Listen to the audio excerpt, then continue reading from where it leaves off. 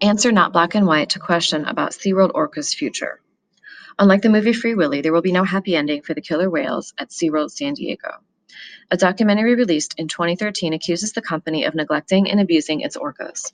The movie led animal welfare activists to demand that the San Diego, California theme park free its 11 orcas, also known as killer whales. But marine biologists, including SeaWorld critics, agree that the killer whales probably will never be released to open seas. Even if the orcas don't spend the rest of their lives in the theme park performing for crowds, the closest they would get to freedom would be retirement in ocean coves separated from open water by netting. There, they would be fed and cared for by humans for the rest of their lives. They are not good candidates for release to the wild, either because they were born in captivity or because they have been in captivity for a very long time, said Naomi Rose. She is a marine mammal scientist for the Animal Welfare Institute. Sea pens require big budgets. No enclosed sea pens exist to hold all 11 orcas, either as a group or individually, and the cost of building such pens could reach $5 million each, with staffing costs of up to $500,000 a year for each pen, Rose said. Although animal welfare groups have pushed the idea of moving SeaWorld's orcas to sea pens, the discussion may be merely academic. SeaWorld Entertainment Incorporated, the parent company of the San Diego theme park, has rejected the idea of giving up its killer whales. It says they're safer living in the park's concrete and glass enclosures. They would not be better off in sea pens than where they are now, said Chris Dold, the lead veterinarian for SeaWorld Entertainment. We would not ever feel comfortable putting our whales into that setting. Dold and other SeaWorld supporters say sea pens could expose orcas to ocean toxins, viruses, and harsh weather. They say that long captive killer whales can't withstand these conditions. There are so many reasons why sea pens are not a cure-all, said Kathleen Dizio. She is executive director of the Alliance of Marine Mammal Parks and Aquariums, an international group representing marine mammal theme parks and aquariums. Documentary-inspired calls to free orcas. The call to free the orcas has grown louder since the 2013 release of the documentary Blackfish. The film charged SeaWorld's parks with abusing and neglecting its killer whales. SeaWorld Entertainment has 23 orcas in 3 parks across the country. An 18-year-old orca died at SeaWorld San Antonio in Texas in December after a month-long illness. Miami Seaquarium in Florida has 1 killer whale. Facing customer blowback from the documentary, SeaWorld San Diego proposed a $100 million plan last year to double the size of its orca enclosure under a project called Blue World. The project won the approval of the California Coastal Commission in October.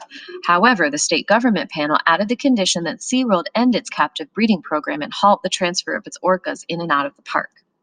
SeaWorld has put Blue World on hold and has filed a lawsuit challenging the commission's authority to impose the no breeding conditions. During the commission hearing, SeaWorld critics waved banners calling for the release of the killer whales. Animal welfare activists said the captive killer whales are tortured and driven insane by their concrete enclosures, insisting that the orcas would be happier in sea pens.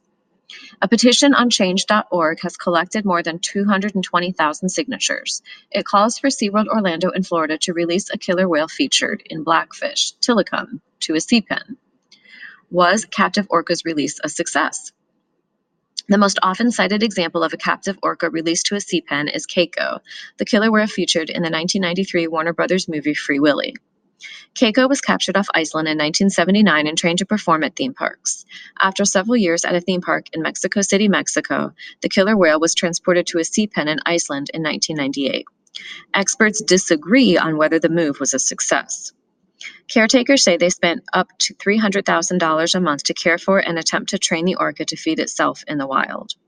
During a short swim outside of the pen, accompanied by caretakers on a ship, Keiko swam away and turned up in a deep inlet in Norway. There, he was found cavorting with children and fishermen along the shore. The killer whale died a few months later of acute pneumonia. Mark Simmons is a former SeaWorld trainer who was hired to assist with Keiko in Iceland. He said the Keiko experience showed that sea pens are not a safe environment for orcas. Simmons said storms and strong currents in Iceland damaged Keiko's sea pen, creating so much noise and vibration that it likely unsettled the killer whale. Toxins, viruses, and other sea dangers.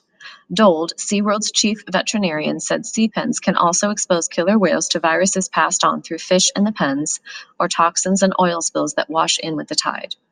It's very hard to eliminate all those threats that exist out there. They are particularly dangerous to a precious group of killer whales born in a zoological setting such as ours. Animal welfare activists say critics dismiss the idea as expensive and problematic because they don't want to consider an alternative to keeping the orcas captive. They're blindsiding it because they don't want a solution, said Ingrid Visser, founder of the Orca Research Trust, a nonprofit group dedicated to education and the research of orcas. We can put a man on the moon. Surely we can move an animal out of a concrete life.